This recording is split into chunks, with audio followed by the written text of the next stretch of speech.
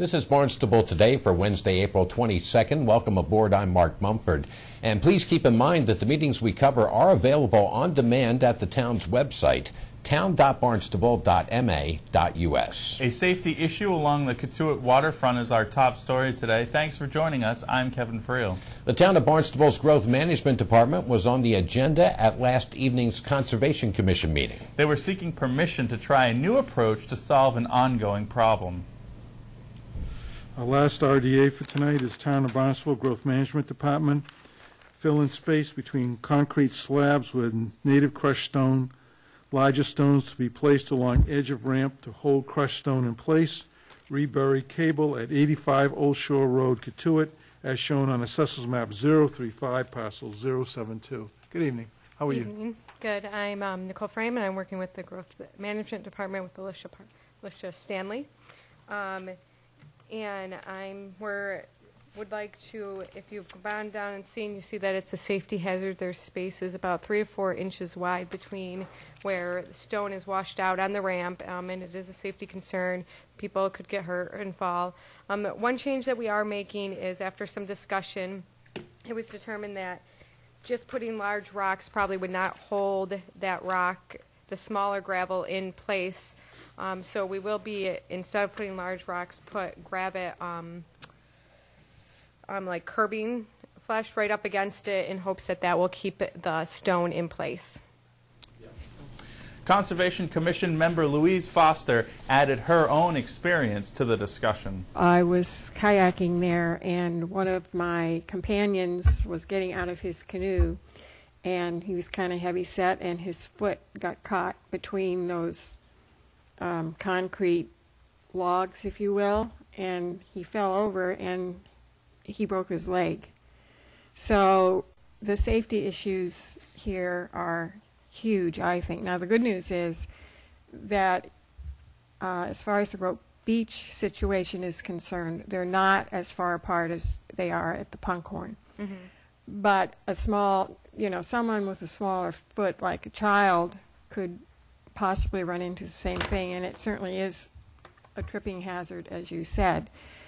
So I'm really glad that you're looking to improve this. My observation would be that every time I go to that landing in Brewster, it's got the same problem that we have at Ropes Beach with our boat ramp. And therefore, I wonder if just having stones there is sufficient. I mean, I would imagine that unless they're really big stones, that waves coming in, crashing during a storm are just going to wash those things out. Conservation Commission member Pete Sampu spoke up in favor of giving the method proposed by Growth Management a try. Because what I'd like to do is recommend that, because of the safety issue here, we try the design that's been suggested to us, and yet, if this is not successful, and to have them revisit this, if they need to come back to us, maybe, but certainly there should be eyes out there. If this does not solve the problem with your longitudinal blocks in the end of that, which is a good idea, I think, then we have to address it, maybe the whole ramp kind of worry. But at this point, I'd like for us to go forward with what's been in front of us, noting the concern that we want a long-term solution if this is not it. I would agree with Pete. The long-term solution, if as you say, if this is not it, the long-term solution would probably be quite expensive and take quite a period of planning and budgeting. And so I think in the meantime, the ramp needs to get up and going. Right. We need to upon us. Fix the immediate problem and then examine it in the long run and see if there is a better long-term solution. Because ultimately, you're right, it's going to get washed out again. If it does. Right. But I think that design is something worth Right. trying. The curbs on the side. The Conservation Commission voted to approve the method proposed by Growth Management over the summer, and then evaluate it at that point. Meanwhile, Jackie Barton, Executive Director of the Barnstable Land Trust, appeared at the latest meeting of the Land Acquisition Committee. She was there proposing the purchase of 17 acres of the Bush Brown property in Barnstable. Money won't, they'll only give 50%. So we could come down to, what, $714,000? Okay, so it's a proportionate. Yeah, basically. They'll only give a maximum of 50%, and if they're giving more than 50%, then they'll take some of the money back. Jackie, you went into quite a bit of detail on passive recreation and public access.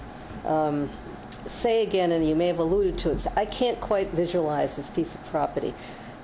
Parking, pathway, trail, where would the public actually access it other than on the pathway? Yeah, well, there are two places. Obviously, you can park over at Old Jail Lane and walk down Pine Lane if you want to. See, I don't know this, but that's what I need reassurance. Okay. There's a parking lot at the Old Jail Lane Preserve. More or less here? Right, so you could park there. Yep. And walk across Old Jail Lane in Pine Lane. This is like, I believe that this goes down Pine Lane across the railroad tracks and to the county complex. So you can park at the county complex and follow that trail. Or you can park off Finney's Lane here, near where Damien Way comes in, and come over the Barnstable Land Trust land and in. And this is why we protected this property, was to allow for that access in. Okay. Would you point it out on the map? Yeah. Actually, horses use that trail too. So you've got from Old Jail Lane in, along Pine Lane here in, off of Finney's Lane, Hyannis Road, in across the Barnstable Land Trust, town of Barnstable land. Actually, the town of Barnstable owns it. We have the conservation restriction on it. Or you could park at the county complex and come in, walk along the railroad tracks for a short distance, and down Pine Lane and come in. So there's three ways really to come in. Thank you for specifying that. Might be difficult from the county complex because of the jail and the fence. And the railroad tracks. But there is Pine Street. You can do it from Pine Avenue. Pine Street Which is a dirt road? Yeah. No, it's a paved road, but it's Tiny. you know. Oh, Pine Street from 6A. 6A to the railroad tracks Is paved. Is paved. Then it's dirt. Then it's dirt, and then it becomes a non-road. Basically, it's just a pathway. Right. One appraisal puts a price tag on the Bush Brown property at $800,000. We basically said the town and the district cannot pay more than fair market value. Fair market value is $800,000 by this appraisal. It's all public record. There's no way in the world I'm going to suggest that the land is worth more in this economy. Basically it's $800,000 or nothing.